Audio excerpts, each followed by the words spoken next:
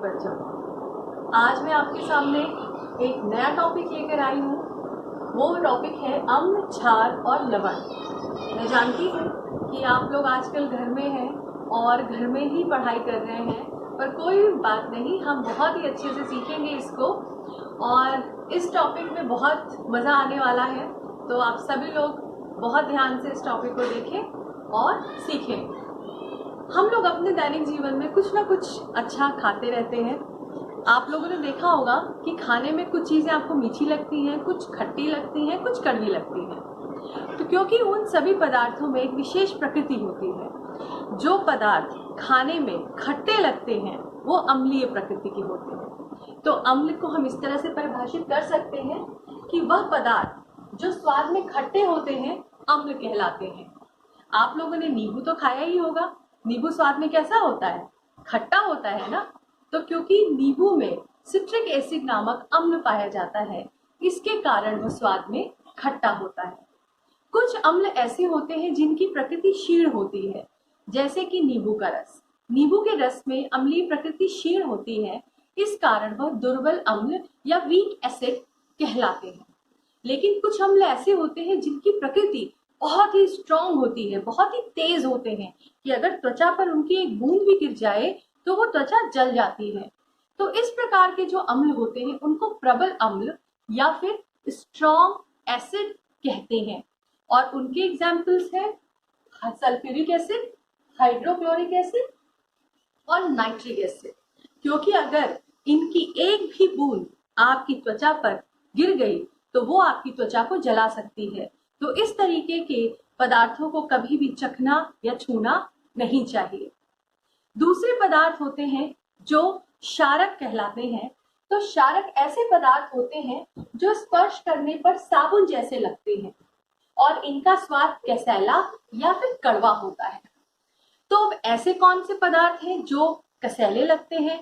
तो आप जानते हैं कि हम खाने का सोडा जनरली खाने में यूज करते हैं। सभी लोग छोले भटूरे खाते हैं, तो भटूरे में हम खाने का सोडा मिलाते हैं ताकि वो ज़्यादा फूले। तो सोडियम कार्बोनेट या खाने का सोडा या चूने का पानी, ये सोडियम हाइड्रोक्साइड, ये सारे के सारे क्षारक प्रकृति के हैं। और जब आप इनको छूते हैं तो ये साबुन जैसी, आपको हाथ में छूने पर साबुन जैसे लगते हैं। तो ऐसे वे पदार्थ जो आप जब उन्हें हाथ से छुए और साबुन जैसी आपको लगे, और अगर आप उन्हें हल्का सा टेस्ट करते हैं और वो कड़वे लगे या कसैली प्रकृति के लगे, तो वे पदार्थ क्षारक कहलाते हैं। अब हम पता कैसे करेंगे कि कौन सा पदार्थ अम्ल है या क्षार है?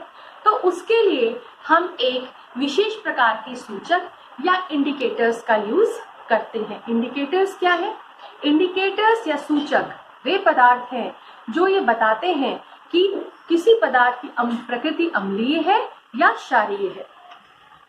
और इसको हम पता कैसे लगा सकते हैं? तो हमारी प्रकृति में बहुत सारे ऐसे पदार्थ हैं जिनको हम इंडिकेटर्स की तरह यूज कर सकते हैं। जैसे कि हल्दी। हल्दी अपने आप में एक प्रकृति में पाए जाने वाला प्राकृतिक सूचक या इंडिकेटर है। और इसकी ये खूबी है कि जब भी यह किसी क्षारीय विलयन के संपर्क में आता है तो वह उसका रंग लाल कर देता है। छोटा सा एक प्रयोग करके आपको दिखाती हूँ कि मेरे हाथ में एक क्षारीय विलयन है। और ये क्षारीय विलयन क्या है? मैंने घर में जो हम साबुन यूज करते हैं उसी का एक थोड़ा सा पानी मैंने ले लिया है। तो ये क्षारीय विलयन बना दिया मैंने। अब इस क्षारीय विलयन में हम हल्दी, जो कि एक प्राकृतिक इंडिकेटर है या सूचक है, जब इसको मिलाते हैं तो आप देखेंगे कि थोड़ी ही देर में यह इसको पूरे लाल रंग में परिवर्तित कर देता है। तो हल्दी एक आपका प्राकृतिक इंडिकेटर है जो कि क्षारीय विलयन को लाल कर देता है। आपने देखा कि मैंने हल्दी को साबुन के पानी में मिलाया और इसने, क्योंकि साबुन का पानी क्षारीय प्रकृति का है, तो जैसे ही हमने क्षारीय प्रकृति में डाला, इसने क्या कर दिया? इसका रंग लाल कर दिया। दूसरा हम लेते हैं अम्ल। अब अम्ल में क्या ऐसी क्रिया होगी? तो मेरे हाथ में नींबू है। नींबू, जैसे मैंने आपको बताया कि एक दुर्बल अम्ल है। अब मैंने इस नींबू का रस इस हल्दी में डाला। चूंकि ये अम्लीय है तो ये किसी भी तरीके का कोई भी परिवर्तन नहीं करता। हल्दी एज इट इज अपने ही रंग में रही। यानी कि अम्ल पर इसका प्रभाव नहीं पड़ा, लेकिन जैसे ही हल्दी क्षारीय विलयन के संपर्क आई, इसने क्षारीय विलयन को लाल रंग का कर दिया। तो इस प्रकार से हल्दी जो है वो प्रकृति में पाए जाने वाला एक इंडिकेटर या प्राकृतिक सूचक है। इसके अलावा हम लोग जनरली प्रयोगशाला में लिटमस पेपर का प्रयोग करते हैं। लिटमस पेपर 2 कागज की स्ट्रिप की जैसी संरचना होती है, एक लाल रंग की होती है और एक नीले रंग की। अगर हमारे पास अम्ल है तो अम्ल लिटमस पेपर, नीले लिटमस पेपर को लाल में परिवर्तित कर देता है, और अगर हमारे हाथ में क्षार है तो लिटमस पेपर लाल लिटमस पेपर को नीले लिटमस पेपर में परिवर्तित कर देगा। तो इस प्रकार से इंडिकेटर्स या सूचक की मदद से हम ये पता कर सकते हैं कि पदार्थ अम्ल है या क्षार है। इसको हम थोड़ा और अच्छे से समझेंगे एक वीडियो के माध्यम से। तो आइए हम एक वीडियो के माध्यम से इसको और अच्छे से समझते हैं। नींबू, करेला और चीनी है। आइए देखिए। इनमें से ये कुछ खाद्य पदार्थ खट्टे लगते हैं, कुछ कड़वे, कुछ मीठे और कुछ नमकीन लगते हैं। खाद्य पदार्थों का खट्टा, कड़वा, मीठा और नमकीन स्वाद उनमें उपस्थित अम्ल, क्षारक और लवण के कारण होता है। 17वीं शताब्दी में रसायनज्ञ रॉबर्ट बॉयल ने सबसे पहले पदार्थों को अम्ल और क्षारक के रूप में नाम दिया था। इस पाठ में आप अम्ल, क्षारक और लवण की विशेषताओं के बारे में पढ़ेंगे। उद्देश्य क्या है? उद्देश्य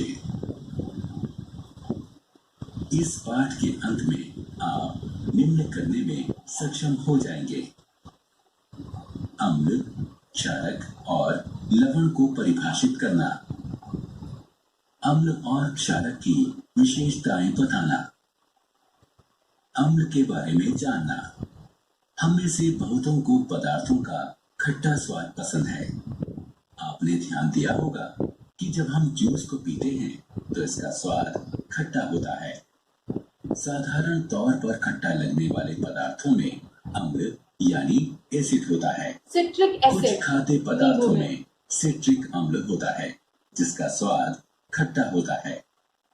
एसिड शब्द की उत्पत्ति लैटिन शब्द एसियर से हुई है। एसियर शब्द होता है खट्टा।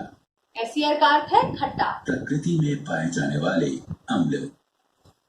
अम्ल प्राकृतिक पदार्थों जैसे फल और सब्जियों में पाया जाता है। क्या आपने कभी सुना है कि चींटी या मधुमक्खी के डंक में अम्ल होता है जिसके कारण त्वचा में जलन महसूस होती है? विभिन्न खाद्य पदार्थों में विभिन्न प्रकार के अम्ल होते हैं। संतरा, अंगूर, नारंगी, नींबू इत्यादि जैसे साइट्रस फलों में सिट्रिक अम्ल होता है। हमारी रसोई में पाया जाने वाला सिरका तनु एसिटिक अम्ल होता है। अमरूद, संतरा, रसभरी इत्यादि में एस्कॉर्बिक अम्ल पाया जाता है। मैलिक अम्ल बहुत से फलों में पाया जाता है। सेब में एस्कॉर्बिक अम्ल काफी अधिक मात्रा में होता है। तो अभी हमने इसमें ये सीखा कि किन किन पदार्थों में कौन कौन से अम्ल पाए जाते हैं। जैसे कि नींबू में सिट्रिक एसिड पाया जाता है और सिरके में एसिटिक एसिड पाया जाता है, और जो आप इमली यूज करते हैं, इमली में आपका टार्टरिक एसिड पाया जाता है। तो इस प्रकार से हमारे प्रकृति में ऐसे बहुत सारे तत्व हैं जिसमें विभिन्न प्रकार के एसिड्स पाए जाते हैं, और ये सारे एसिड्स प्रकृति में पाए जाने वाले एसिड कहलाते हैं।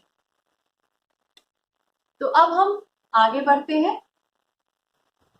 ज्यादातर बच्चों को ज्यादा पनीर वाला पिज्जा पसंद होता है। पनीर और दही में लैक्टिक अम्ल होता है।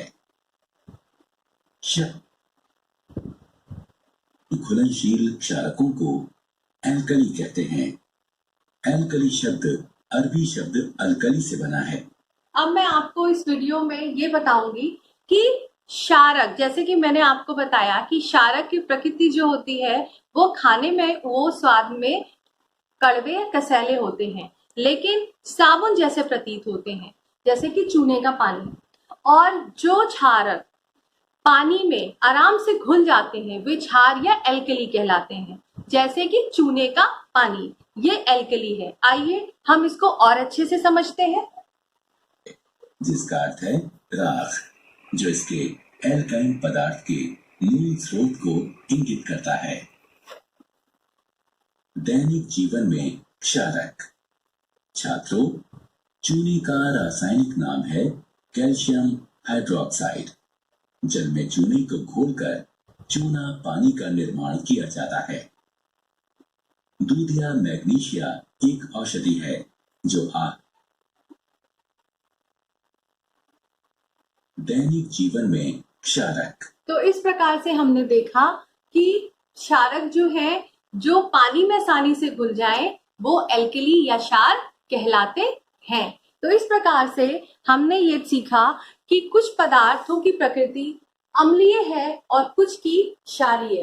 अब हम जानते हैं कि लवण क्या होता है। जब भी कोई अम्लीय पदार्थ या अम्लीय विलयन को हम क्षारीय विलयन में मिला देते हैं तो उनकी उदासीनीकरण या वे आपस में मिलकर के एक दूसरे के प्रभाव को कम कर देते हैं या खत्म कर देते हैं। तो यह अभिक्रिया उदासीनीकरण या न्यूट्रलाइजेशन कहलाती है और इस अभिक्रिया में जो पदार्थ बनता है वह लवण कहलाता है। तो अब हम इसको आगे सीखेंगे। अभी तक के लिए आप लोग अपनी कॉपी में नोट डाउन कर लीजिए कि अम्ल क्या है और क्षारक क्या है। Thank you.